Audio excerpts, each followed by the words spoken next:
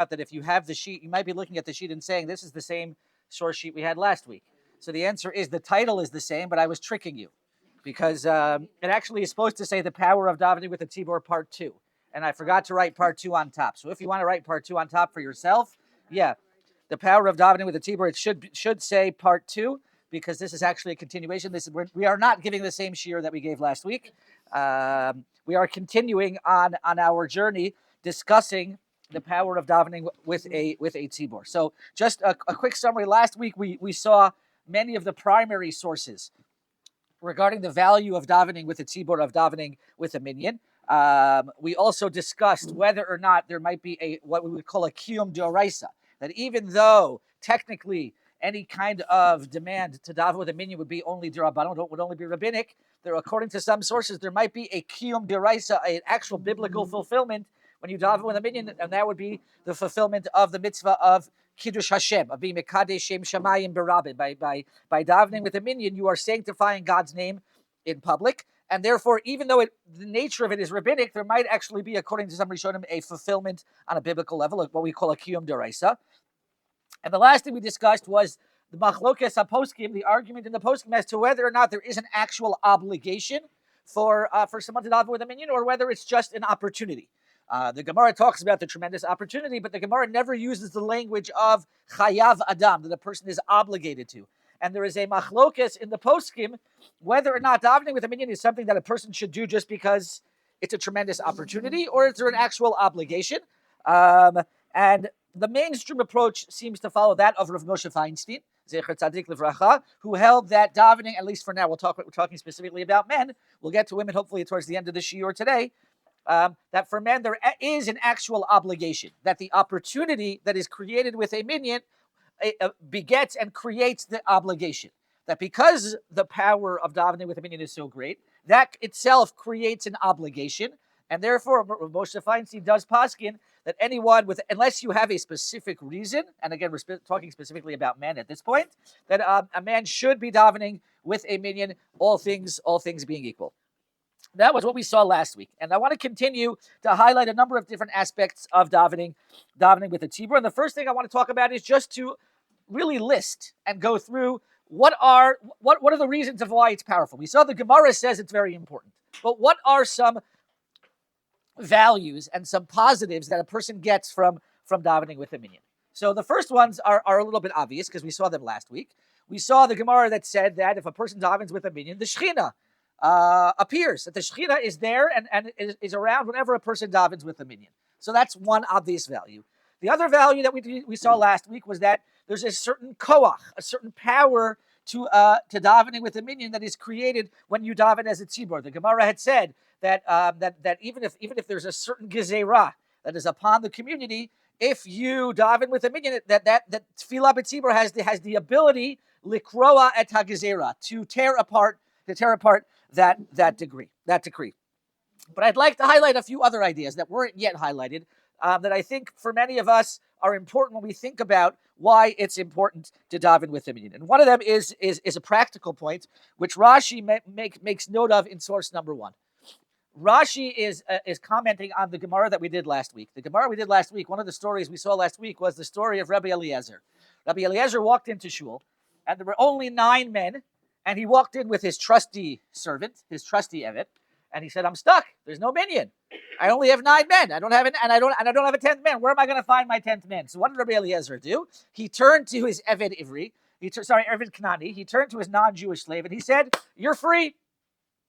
You're free." And through that he created the minyan of 10 men. And the Gemara says, "Wait a second. How are you allowed to do that? There is a commandment that a person should not free their evet Kanani. A person is meant to keep their evet Kanani and pass it down from generation to generation. So how was he allowed to do this just to make a minyan?" And the Gemara answers, mitzvah derabim shayni. That since we're talking about a mitzvah that helps a multitude of people, it helps a community, it helps the minyan, therefore it's different. And we saw a number of different explanations for what that is. Rashi gives one very simple explanation as to why this was a very important thing to do. And Rashi says, mitzvah derabim. What is the mitzvah of the community?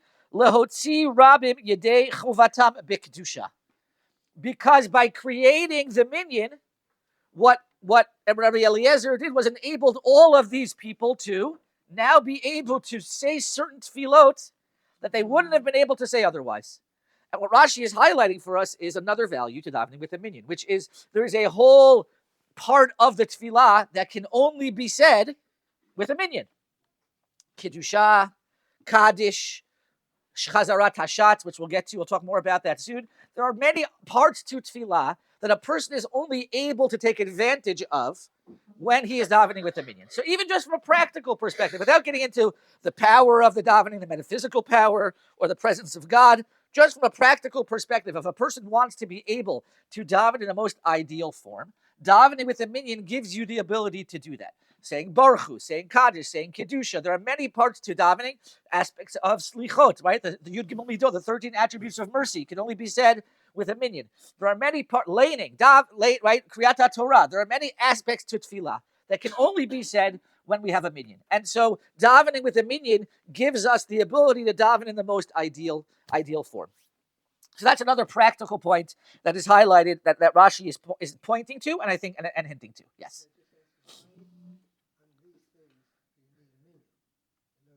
Excellent question. So the Gemara, we saw it very quickly last week, but the Gemara says the question was, I'm sorry, thank you. The Gemara says, well, why? The question was, why do you need a minyan for these things?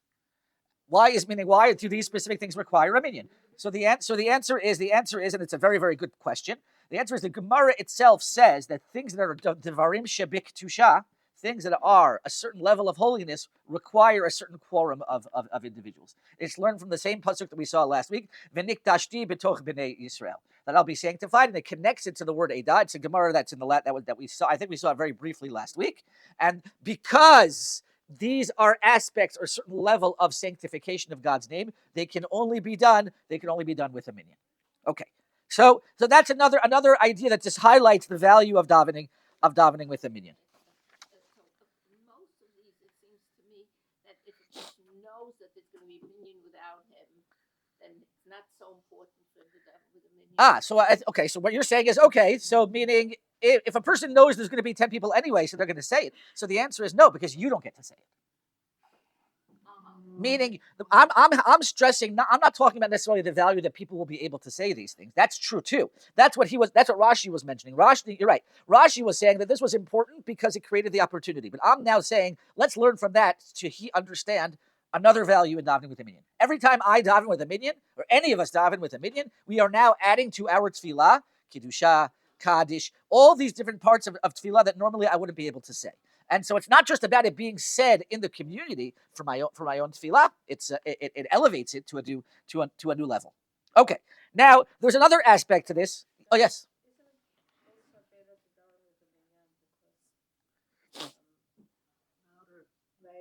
I'll repeat the question.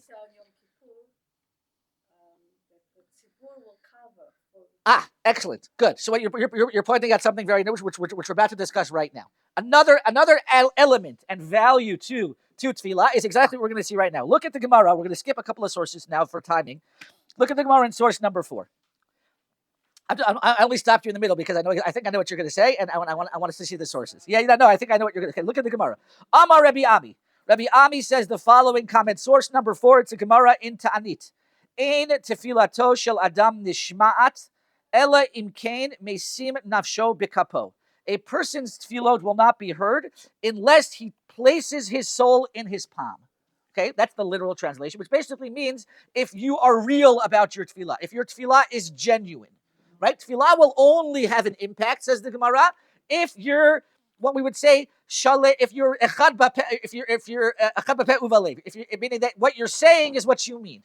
Okay, as opposed to being disingenuous or not being serious about your tefillah. Says the Gemara, why? Shene'emar, because the pasuk says, "Nasa livavenu el kapayim." We have raised up our heart to our palm, which basically says what we say is what we mean. Okay? Says the Gemara, is this really true? Ini, is that really true? Vaha okim Shmuel amora alei. But Shmuel quotes another pasuk. This is a pasuk in Tehillim. The pasuk talks about vayifatuhu b'fihem. A person seduced or tricked somebody with their mouths, ubilashonam, and with their tongues. Yichazvu, with their tongues they lied, lo, to him. V'libam lo nachon imo. Their hearts weren't complete with them. V'lo ne'emnu bivrito. And they weren't real about what they were saying, meaning the pasuk is describing somebody who was not serious and genuine. The afal pikin, and yet if you continue in the pasuk, if you continue in the Perek in Tehillim, the pasuk says v'hu rachum yichaper avon, and yet HaKadosh Baruch Hu still accepted the tefillah. So here you have somebody who wasn't totally genuine in his tefillah, and yet his tefillah was accepted. That goes against what we just said. Answers the Gemara, lo kashya. This isn't a question. Kan biyachid, v'kan b'Tzibbur. One was talking about somebody who's davening as an individual, and one was talking about somebody who was davening as part of a community. What could be the difference between davening as an individual, davening as part of the community? Look at Rashi right over here. Says Rashi, B'Tzibbur tefilatam nishma'at v'af al pi she'ein leiv kulam shalem. When you're part of a community, even if you yourself might not be completely genuine in your tefillah, nevertheless, the tefillah of the community will be more likely to be accepted. Biyachid, but if I'm an individual, Eino ela imkein libo mechuvan. If you're davening as an individual, you have to be very genuine. You have to be very real about your tefillah. And so what this Gemara is highlighting for us is that sometimes the power and the ability of a tzibbur is that it can overcome certain deficiencies that a yachid may have. Every yachid has deficiencies. Every one of us has our things that we're good at, things that we do well, things that we don't do well. When we daven as part of a community, the power of that community is that what is created is greater than the sum of its parts. The community is able to now enable us as a group to overcome any of the deficiencies that we have. Look at the Gemara in source number 5.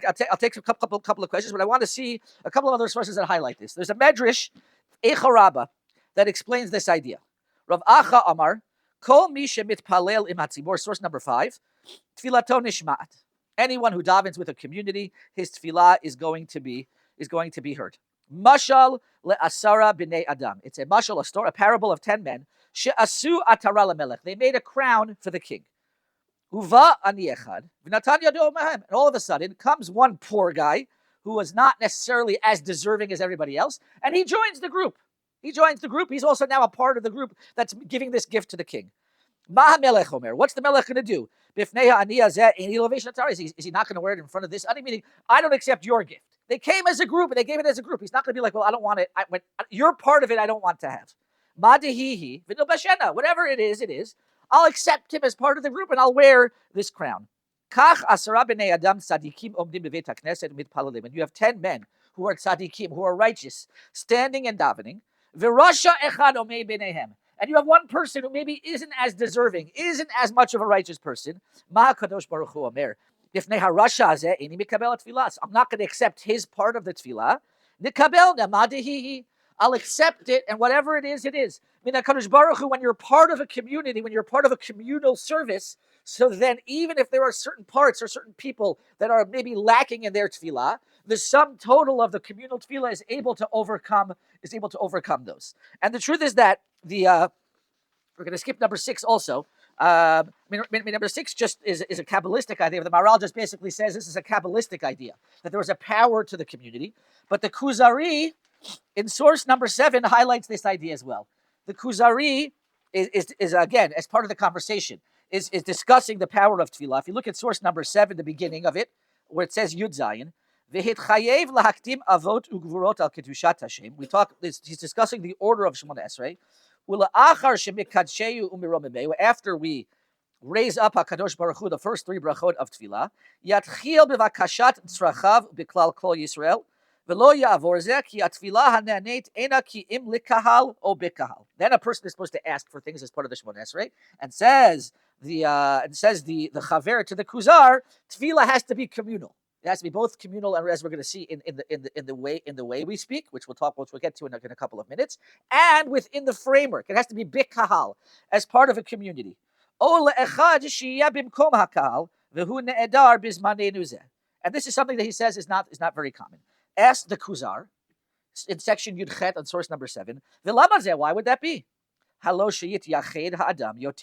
a person is by himself and he's experiencing the tefillah as an individual, he'd be able to probably focus better. V'tiyeh nafsho zakah u'machshavto pinuya yoter. His thought will be clearer if he's davening by himself, right? There are some people who may point out that they get distracted when they daven with a minion. When you daven with a minion, you start to look around, you start to look at that person, and you say, oh, what about this? And it can be distracting. So maybe a person would be better if they sat and they just daven to themselves. Amar HaChaver, section Yud Tet in source number 7, Aval Hayitaron lekahal mikama panim.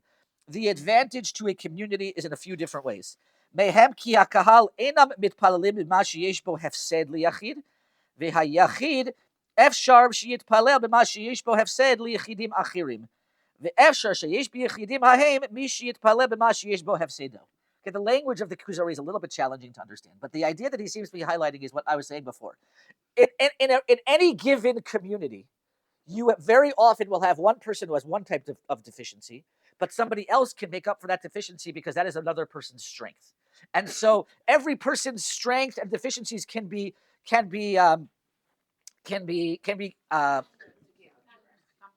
complemented, counteracted. Thank you. I'm losing my English. The different strengths and weaknesses we can cover. We can counter each other's strengths and weaknesses in a meaningful way, so that we come together as a community. We come with something, as I said, which is greater than the sum of its parts. And this is the idea, and this is the power of community. Community enables us to overcome any individual deficiency. Sorry, yes. Exactly, fill each other's gaps. We can fill in each other's deficiencies or each other's strengths and weaknesses. Yes. I know that doesn't affect the second one about adding things to the tefillah, kedusha, kriyas, Torah, etc. But doesn't this give validation to women's minyanim that women should also daven together? Okay, so I'm not. I don't know if I'm going to touch the women's minyanim piece, but we'll get to the. Let's wait till we get to. Okay. Okay. Excellent. So I would say two things. I would say a couple of things. First of all, I think the first step should be, before we get to the question of women's minyanim, the question should be, what about women in a regular minyan? Meaning, which we're going to get to soon. Meaning, part of the question which some people have asked is, why is it that it's not so common for women to daven in a regular minyan? You could argue that when you say women's minyan, it depends what you mean by women's minyan. Okay, if you're talking about women getting together and saying Tehillim, I don't think anyone would argue that that's a very, very valuable thing. And I think if you have women coming together and each of them davening individually as a community, I don't think anyone would say that that's problematic. You have many seminaries and many schools where the women come together to daven. The challenge can arise when there are certain parts of tefillah that are generally reserved for a specific halachic tzibbur, and then the women would like to be able to say those as well. And that's that question. That question, I think, is beyond my pay grade, as they say. But the idea that there could be a power to a community coming together, I agree with you. And I think it also raises the question, which we're going to get to towards the end, which is, okay, let's say the women who are more conservative with a lower c, and why are they not coming to shul? Why is the women's section not full on a regular morning or a regular evening? Which is something that someone asked me a couple of weeks ago, and I think it's a good question. We'll get to that towards the end in terms of when we discuss specifically the obligation or the opportunity for women. I think you are correct that what we're seeing here is that there is a tremendous value to davening with the Tzibbur, and there should be no reason why women who would like to should be able to take advantage of that. The question becomes, can you obligate them, just like you do men? And that becomes, I think, a trickier question because of other values or other principles that we have in general. I think the idea of women coming together and davening together, saying Tehillim, davening the tefillah together, singing Hallel together, whatever those types of things, to me, I wouldn't say no one says that that's problematic, but I find that hard to be problematic. The question only becomes when they want to be able to say certain things that are generally reserved for. But I think it's a good point. Okay, so look at source number 8. Rabbi Sachs in 2 lines he summarizes what the Kuzari was saying as source number 8. As Rabbi Yehuda Levi said in the Kuzari, individual prayer is like protecting yourself by building a wall around your house. Collective prayer is like joining with others to maintain the wall around the city. The wall around the city protects everyone, not just me.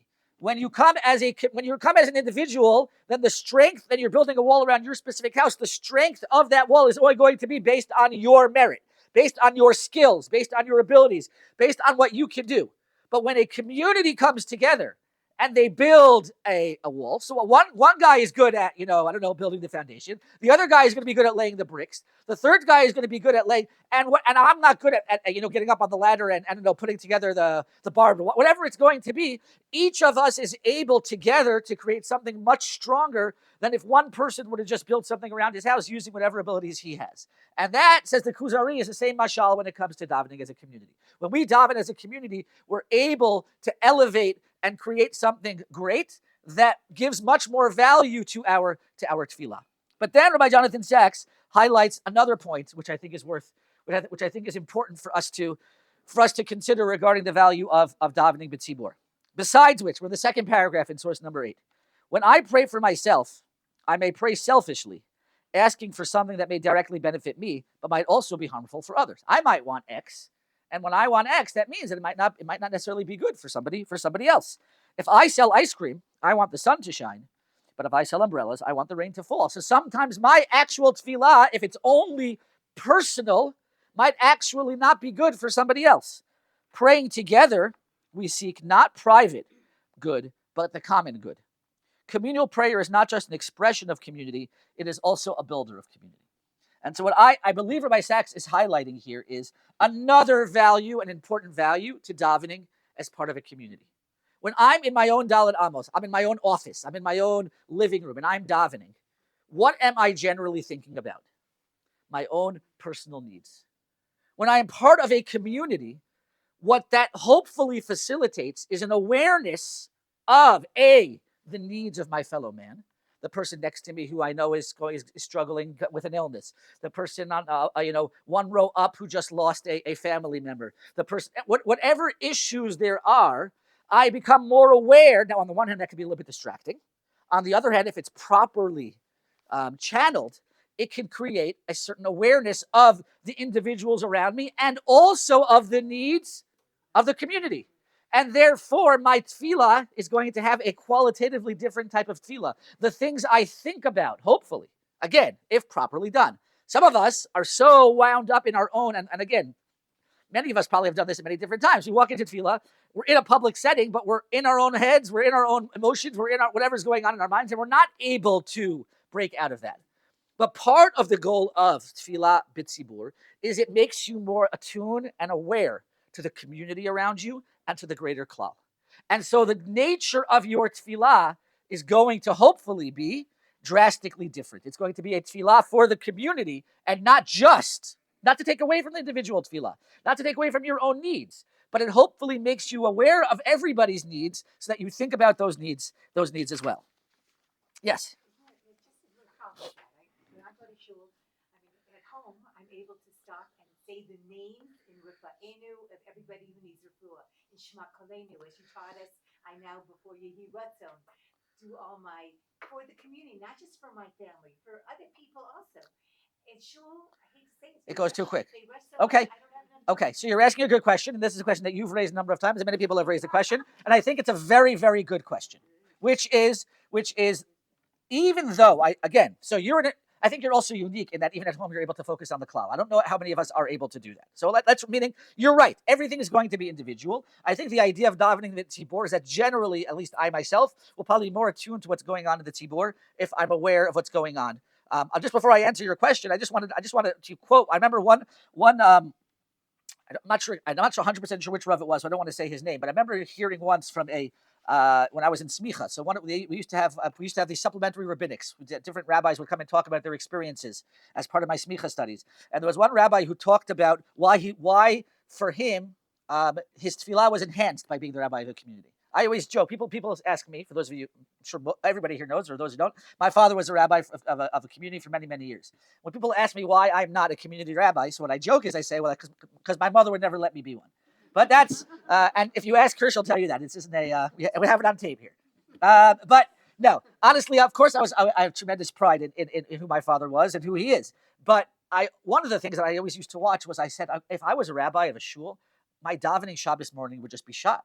I'd be thinking about my drasha. I'd be thinking about the politics. I feel like there was just one aspect that I always used to look at from communal rabbis. And there was one communal rabbi who actually shared the opposite. He said that when he sits up there on his pulpit on Shabbos morning, he looks out at the crowd. he knows what's going on in the lives of every single individual in that community. And therefore, he is able to enhance his tefillah because he knows what he should be davening for. He knows that this person is struggling with this, and this person is struggling with that, and this person needs help with that. And when he looks over the community, it enhances his tefillah to see those needs because it then helps him focus or gives him what to think about. So there, I think that's what this should be. The power of tefillah b'tzibur should be for each of us. Now, to get to your question, I think it's a very, very good question, and I think that the answer is the best answer I can give is that everything has positives and negatives. There's pluses and minuses to all different types of realities. Davening with the Tzibbur will have certain pluses and have certain minuses, and there's no way around that. When you're davening as part of a community, okay, there's no way to get around the fact that we're putting together 20 men, 50 men, 100 men, or 100 men and women who all have different styles, needs, and preferences. All you need to do is just try to figure out whether we should keep the window open or the window closed or what air conditioner, right? Well, somehow we'll have 100 people with 150 opinions about everything.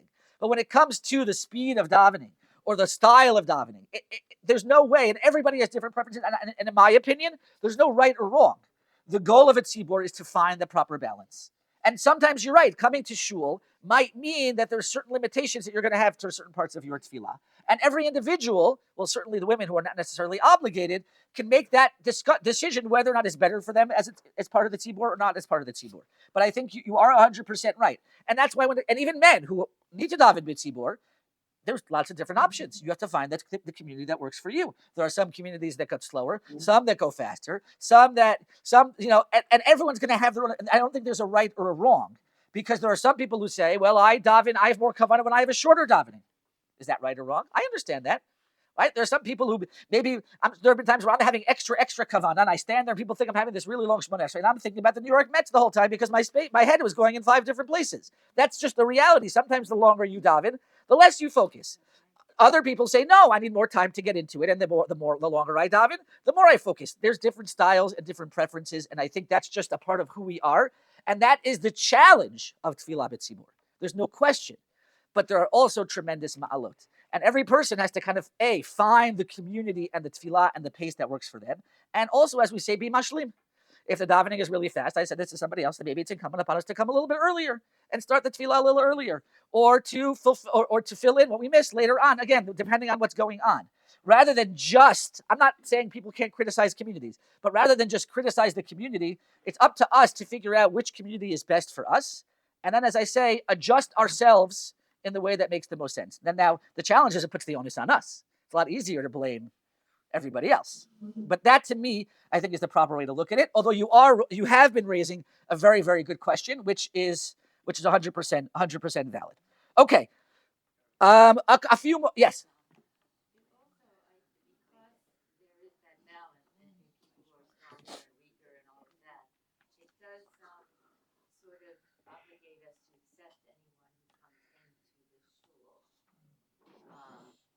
Whether they, whatever their deficiencies are, that we're not supposed to judge them. Absolutely. What you're highlighting is the idea that the tzibur has a certain power to it, that it overcomes. Then that means that we have an obligation to accept people, and they're 100%. In fact, on Yom Kippur evening, one of the things we talk about is being mitpalel ima avaryanim. We talk about even, and again, not everyone who has a deficiency is an avaryan, means somebody who's a sinner.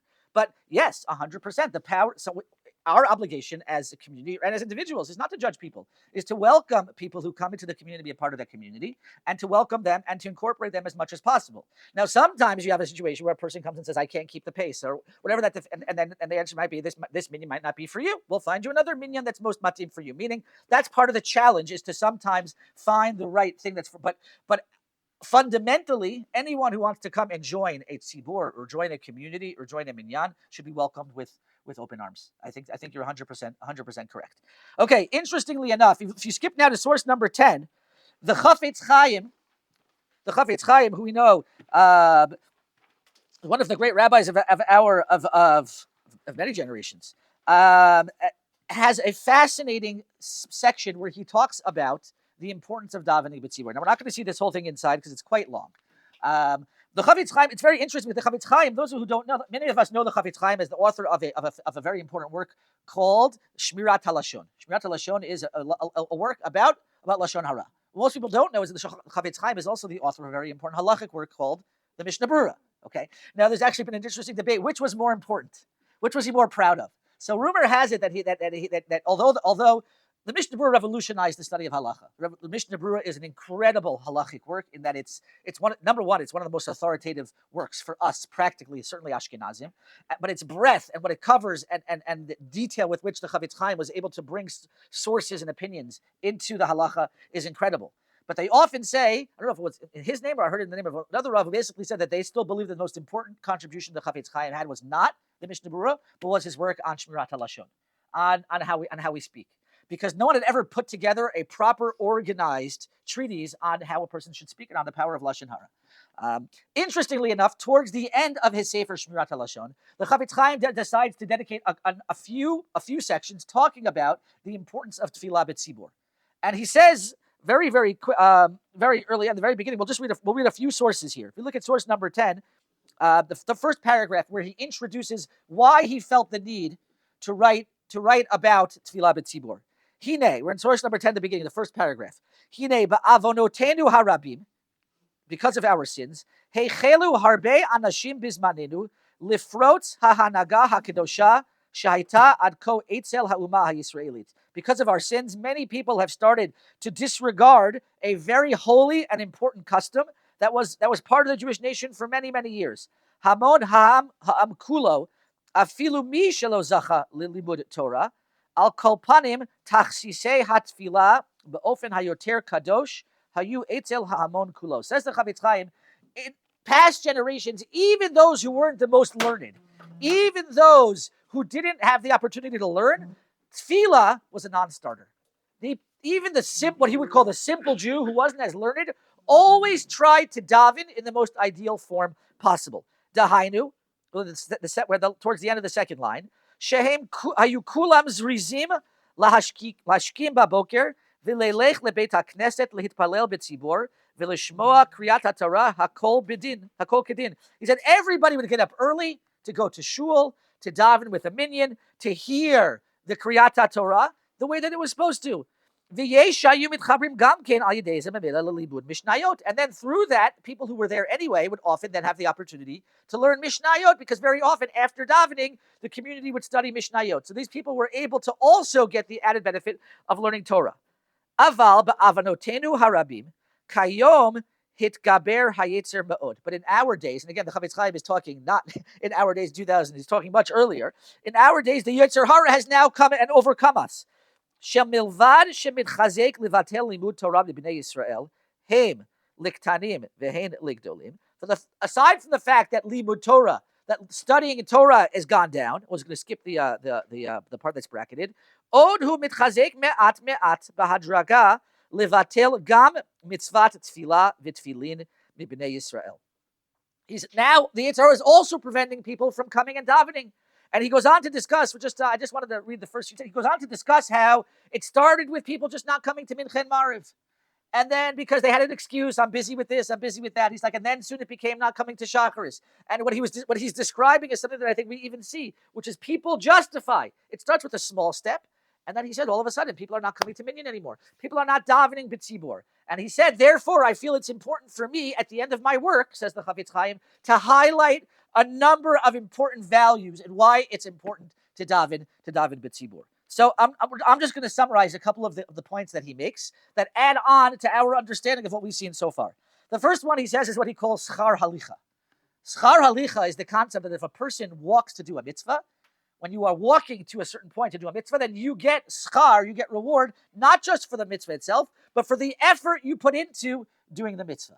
So he says when a person puts in specific effort to daven b'tzibur, he gets up and he leaves his home and he walks to shul, there's an added reward that a person gets for the effort that you put in, we call schar halicha, the reward for the walking, the reward for the effort you're putting in is something that we shouldn't minimize.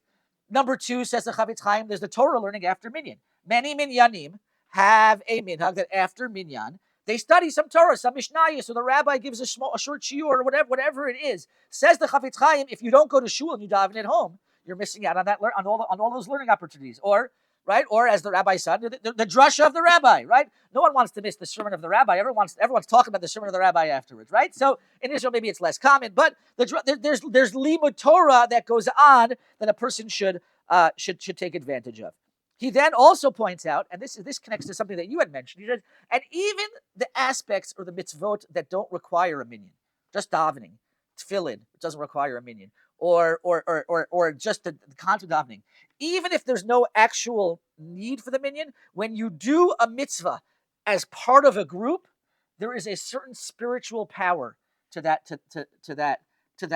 act of doing those mitzvot. And therefore, when a person, even if, let's take the example of women who are sitting and davening together, and maybe halachically there's no status of a minyan, nevertheless, there's the power, the fact that there are 50 people all davening together is much more powerful than one person sitting in their living room davening themselves. There's a koach to that aside from the added things that you can do with the minyan. Then he notes, which is something that is similar to what we were discussing before. He says, think about all the amens and yehesh me'rabas that you get to add when you daven with the minyan. Right? We all know the Gemara talks about the importance of and we know that there are many people who have amen parties, right? What's an amen party? You want to give everyone the opportunity to answer amen to your brachot. And we're told that you should make a bracha out loud so everyone can answer amen. He says, think about it. If a person goes to minyan on a daily basis, 3 times a day, how many amens are you getting from all the different brachot, from chazarat hashatz, from the kaddish? These are inestimable value. And all it takes is just davening with a minyan and totally changes the ability of the amens that you get to have. And then the last thing he points out, which I thought was very, very poignant, is he says, think about the chinuch of your kids. He says, if your kids see you getting up and davening, then they're going to learn from you the value of tefillah. If they see you making an effort to go to minyan, then that's what they're going to learn from you. So again, the Chafetz Chaim here, it's amazing because the Chafetz Chaim was the Chafetz Chaim. And yet the fact that he spent time talking about this because he sees this as a tremendous value. And so what we've seen so far is a number of different aspects to the positive attribute of davening with the minyan. I'd like to now, so the time that we have left, highlight a couple of other aspects to davening with the minyan that I think are important. If you look at section number 2, I call it a second type of tefillah b'tzibur. Because until now, we've been discussing one specific type of tefillah b'tzibur, which is the idea of davening within the context of 10 people. That when at least 10 men or a group that come together, there is a power to davening as part of a community. But there is another type of tefillah b'tzibur that some of you have referenced, but we haven't highlighted explicitly, and that is the actual language that we use and the text of our tefillot. Right? If we pay attention to the tefillot in Shemona Esrei, the tefillot that we say are all in plural.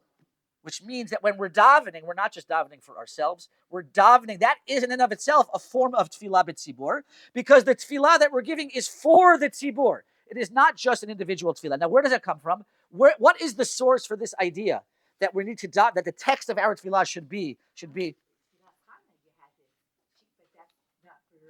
Excellent. That's not from tefillah. So the Gemara has it's a very interesting source. The Gemara in source number 11. When I first saw this, I was shocked that this is the source. The Gemara in Brachos, in source number 11, discusses Tfilas Haderech, the text of Tfilat Haderech. Amar Rabbi Yaakov, Amar Rav Chisda. Kol hayotze lederech tzarich lehitpalel Tfilat Haderech. Anyone who davens, who goes out on a path to travel, should say something called Tfilat Haderech. My Tfilat Haderech. What is the Tfilat Haderech? Yehi ratzon milfanecha Hashem Elokai, shetolicheni l'shalom, v'satzideni l'shalom, v'tismecheni l'shalom. Right?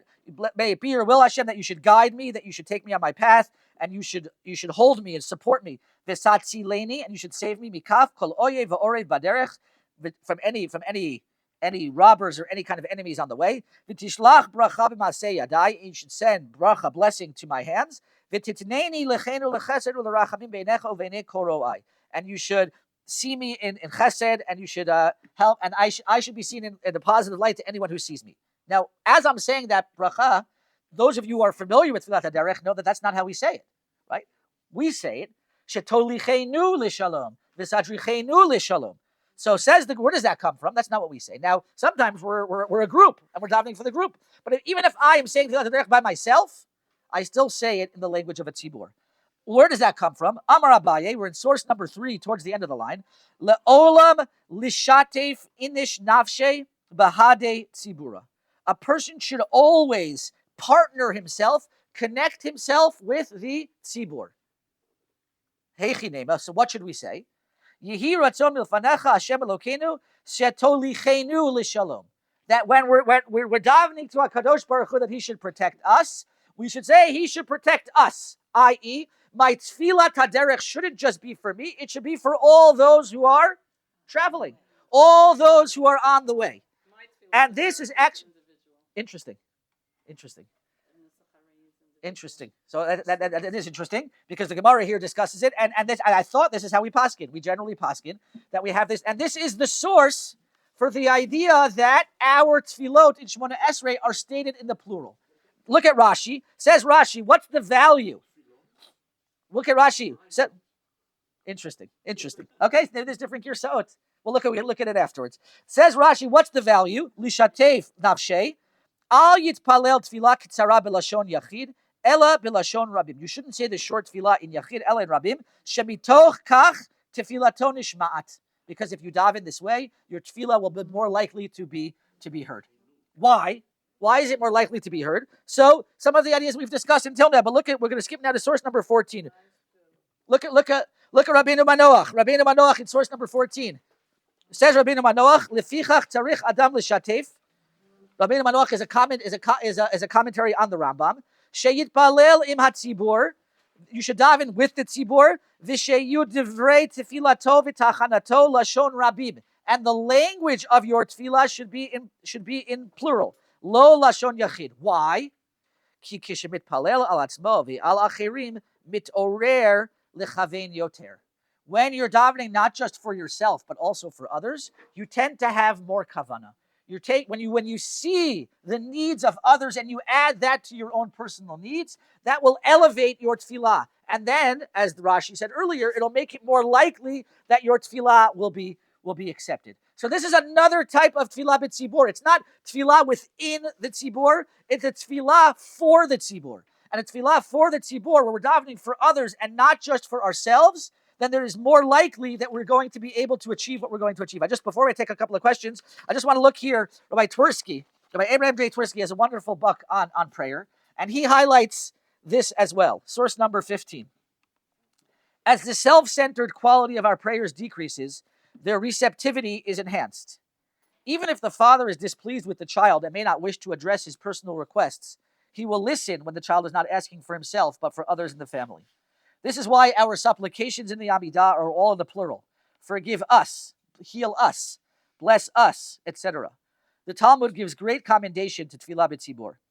Although we may think of communal prayer as that of a minyan, some commentaries point that this is not the Tefillah B'tzibur that is especially effective. If each person is praying for his own needs, it's not really communal prayer, but the separate prayers of a number of individuals who happen to be in the same room.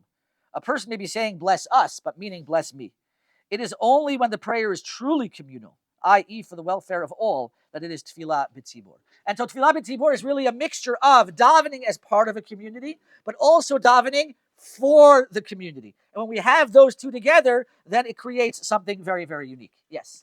This idea of together, bring together, it works the other way around too.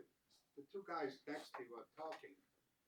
I don't know where your inspiration Well, I mean, they inspire me when I hear what they're talking about. I get caught up on all the sports and all the. you know all this It's a very, very good point, and I think it's also connected to what you were saying before, which is that yes, there is no question. We're talking about the idealized form of communal prayer. Then there's the reality of communal prayer, and part of what a person needs to do is to find the community that works for them.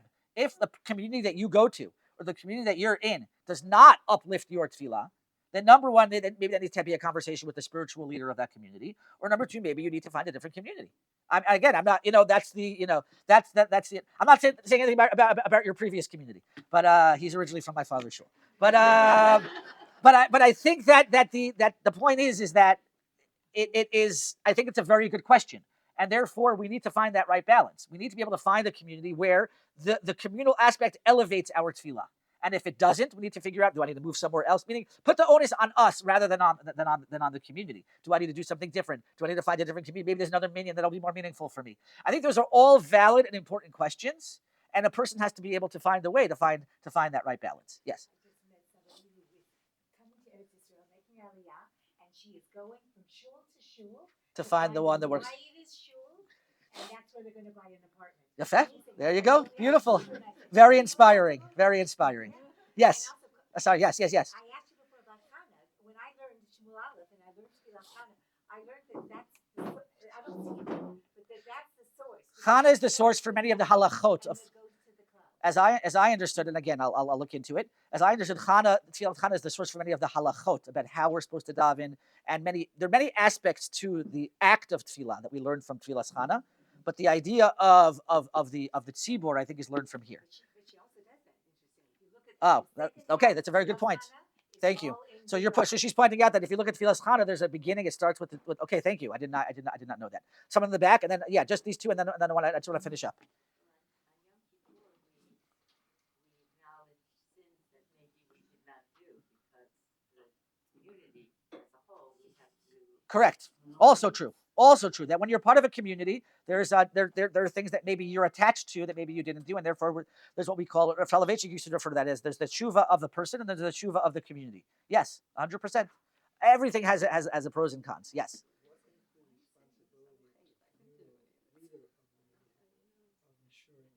What is the responsibility of the communal leader? I think the communal leader is responsible to find the proper pace that he thinks is appropriate for the community. Chances are it won't make everybody happy. In fact, it'll probably make no one happy. But that's the reality. I think the job of the communal leader is to find a proper compromise.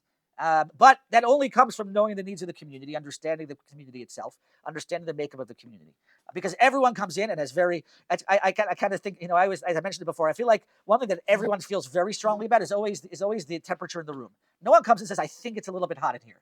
Everyone walks in and says, oh my gosh, it's boiling here. Or, oh my gosh, it's freezing. It's never, I'm a little cold, right? When it comes to certain things, when it comes to the pace of davening, it's always like they're way too fast or they're not, it's too fast. So I think that these are things that we feel very strongly about. And the proper approach is for a rabbi to find the pace that he feels to be halachically appropriate. Halacha should have an impact. It shouldn't be that if everyone wants it really fast, but you can't physically say the words. No, the rabbi needs to find something that's halachically appropriate, but also balances the needs of the community. I'm just going to go on because I want to highlight two more points. Rav Soloveitchik has another beautiful idea that adds to our understanding of this. He has a famous distinction that he makes between what he calls tefillah bit tzibur and something called tefillat hat tzibur. Rav Soloveitchik notes that what we've been discussing until now, davening with a minyan, davening together as part of a minyan, that's what he calls tefillah bit tzibur. Tefillah that takes place amongst the community. But then, says Rav Soloveitchik, there's something else which is on a higher level, and that is tefillat hat tzibur, the tefillah of the community. What is tefillat hat tzibur? That, he says, is what chazarat hashatz is. When the chazan repeats Shmona Esrei, he's not just repeating Shmona Esrei just to give us an excuse to, peruse through our phones or talk to our friends or take a break from the davening. Rather, there is a tremendous power to this. This is what we would call communal tefillah. There is tefillah as part of a community, which is what we do for most of our tefillah. We're all individually davening. The chazan at that point is really just keeping pace. He's telling everyone, now I'm getting up to this part. Now I'm getting up to this part. There are aspects also when we get to Kedusha and things like that, where we have communal tefillah. Says Rav Soloveitchik, that is called tefillat hat tzibur. What is that similar to, says Rav Soloveitchik? It's similar to the different types of korbanot in the Beit HaMikdash. There were individual korbanot, and sometimes you had 30 people who each of them brought their individual korbanot at the same time, similar to a communal tefillah. But then you had something called korbanot hat tzibur, where the Kohen acted as a shaliach for the entire community, and that was a different type of korban. That, says Rav Soloveitchik, is what chazarat hashatz is. Chazarat hashatz is where the community comes together. The chazan is not just keeping pace. The chazan now represents the community in bringing this tefillah forward. I'm just summarizing it now because of time, but that's what he notes in source number 16. And there are many halachic ramifications for this. In fact, if you look at source number 18, Rav Hershel Schechter from Yeshiva University, who was one of Rav Soloveitchik's prime Talmidim, he quotes in source number 18 that Rav Soloveitchik was very makpid, that during Chazarat Hashatz, he would stand there with his feet together as if he was in Amidah. Why? Because he understood Chazarat Hashatz is my tefillah too. It's not my personal tefillah, but it's my communal tefillah. And therefore, he felt that a person needs to stand with their feet together because this is now my tefillah. It is now by communal tefillah. And there are many other halachic ramifications for this. But to me, the reason why I think it's important for us is because it really raises to a new level the value and the importance of tefillah. We now have tefillah that we do together as a group, which has one type of power, but the tefillah of the group, tefillat Tzibbur, has a unique power to it that is different from everything else. Okay, the one thing we didn't get to, and I apologize about that because I kept saying we're going to get to it, we didn't get to the women's obligation. B'li neder, I want to give you guys a break, and I know they're very mocked about that now that everyone has a few minutes in between the shiurim. So we'll have to stop here, and we'll have to get to the women's aspect Be'ez Hashem after Pesach, because I think we're on break. I think we're on break now. But thank you all. Wishing everyone a wonderful day.